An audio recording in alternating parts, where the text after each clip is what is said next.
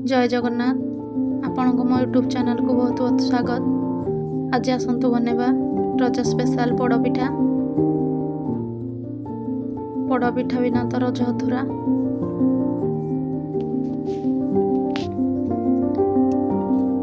रजरे तो समस्ते घरे घरे पोड़पिठा बनाती। आज आसतु बनेबा पोड़पिठा, जहाँ जगन्नाथଙ୍କର अति प्रिय। पोड़पिठा बनेबा पाई प्रथमे 1 माण चाउल किंबा 500 ग्राम चाउल नहीं ताको पानी रे भल भाव भिजाई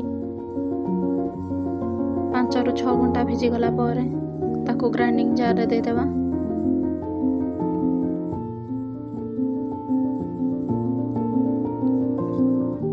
ସେଥିରେ ଅଳ୍ପ ପାଣି ଦେଇ ଚିକଣ କରି ବାଟି ନେବା। ଏବେ ଆମର ଚାଉଳର ପିଠଉ ପ୍ରସ୍ତୁତ ହୋଇଗଲା।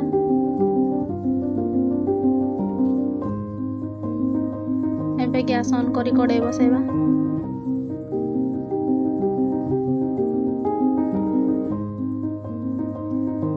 ସେଥିରେ ପାଣି ଆଡ୍ କରିବା। ଯଦି ଆପଣ 1 ଗ୍ଲାସ୍ ଚାଉଳ ନେଇଥିବେ ସେଥିପାଇଁ 1.5 ଗ୍ଲାସ୍ ପାଣି ଆଡ୍ କରିବେ।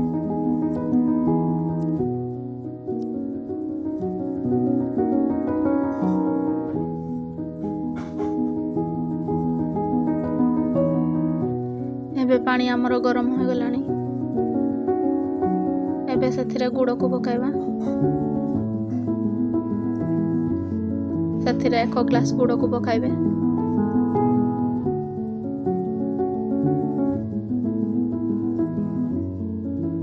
ମୁଁ ଏଠି ପାଣି ଗୁଡ଼ ୟୁଜ୍ କରିଛି।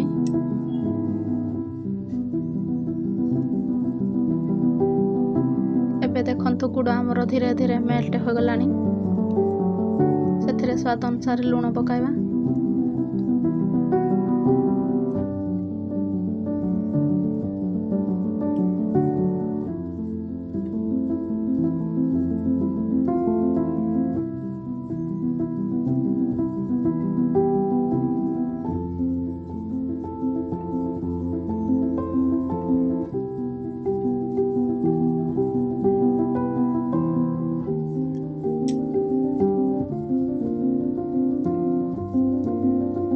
ସେଥିରେ କିଛି ଖଣ୍ଡ ନଡ଼ିଆ ପକାଇବା।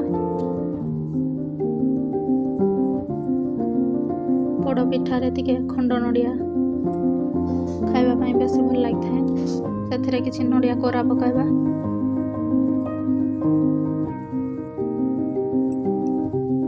ଦୁଇଟି ତେଜପତ୍ରକୁ ଏଭଳି ଛିଣ୍ଡାଇ ନେବା। ପାନମଧୁରୀ, ଅଦା,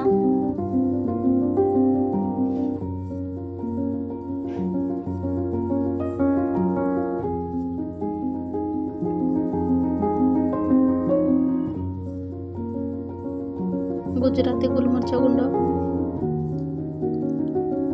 पकाई ताको भल भाव गोलई नेबा।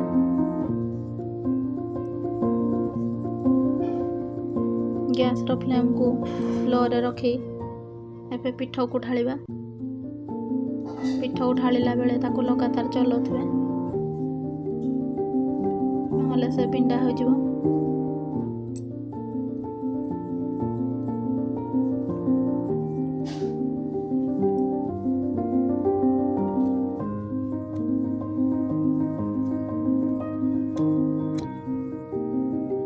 स्पाचुला साहाय्य ताको लगातार गोलाउथिबे, नहले से गोटालिया हो जिवो।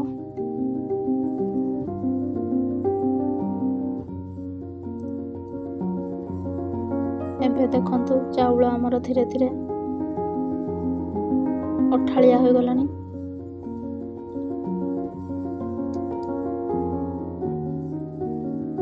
एई भली भाबरे गैस रो फ्लेम को लो मीडियम रे रखी गोलेबे।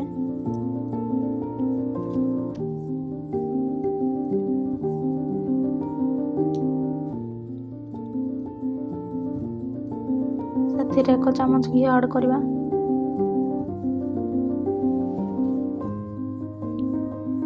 ଏବେ ଦେଖନ୍ତୁ ଜନ୍ତୁଣି ଆମର ଧୀରେ ଧୀରେ ସିଝି ଗଲାଣି।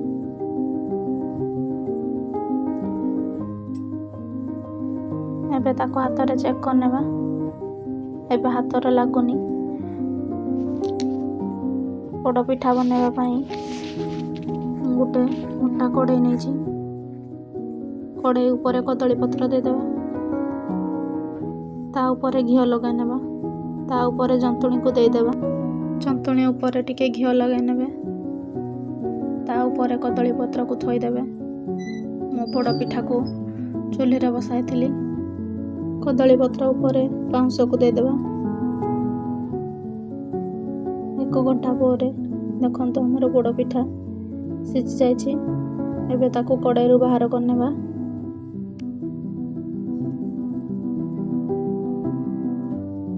ଏ ଦେଖନ୍ତୁ ପୋଡ଼ ପିଠାର ପଛ ଭାଗ।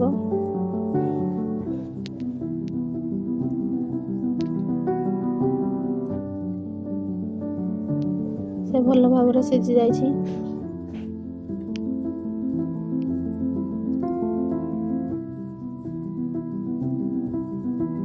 ଦେଖନ୍ତୁ ପୋଡ଼ ପିଠା ଆମର ଭଲ ଭାବରେ ପୋଡ଼ିଛି।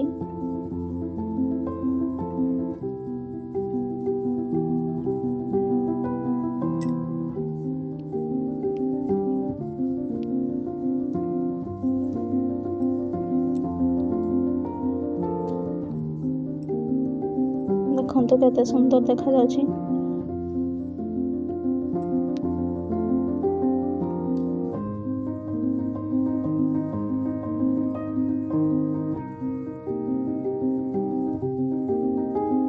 ଅଧିକ ପୋଡ଼ି ନାହିଁ,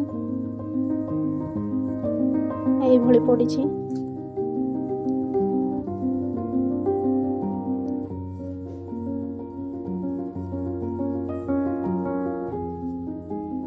ଦେଖନ୍ତୁ ପୋଡ଼ ପିଠାର ଆଗ ଭାଗ।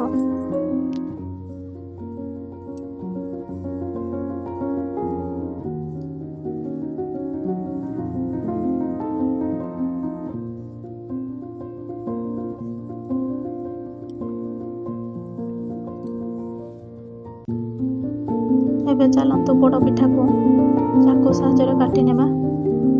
ଆପଣ ଏହାକୁ ପନିକିରେ ମଧ୍ୟ କାଟିପାରିବେ।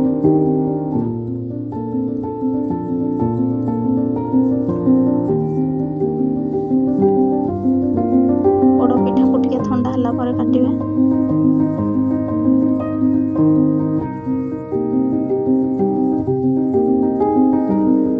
ଏବେ ଆମର ପ୍ରସ୍ତୁତ ହୋଇଗଲା ପୋଡ଼ ପିଠା।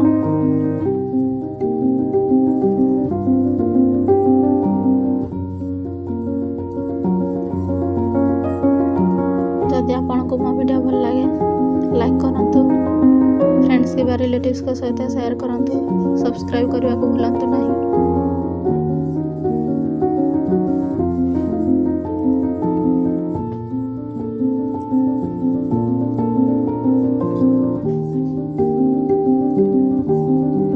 ଆପଣଙ୍କୁ ଭିଡ଼ିଓ କେମିତି ଲାଗିଲା କମେଣ୍ଟ ମାଧ୍ୟମରେ ଜଣାନ୍ତୁ। ଆଶା କରୁଛି ଭିଡ଼ିଓଟି ଭଲ ଲାଗିଥିବ।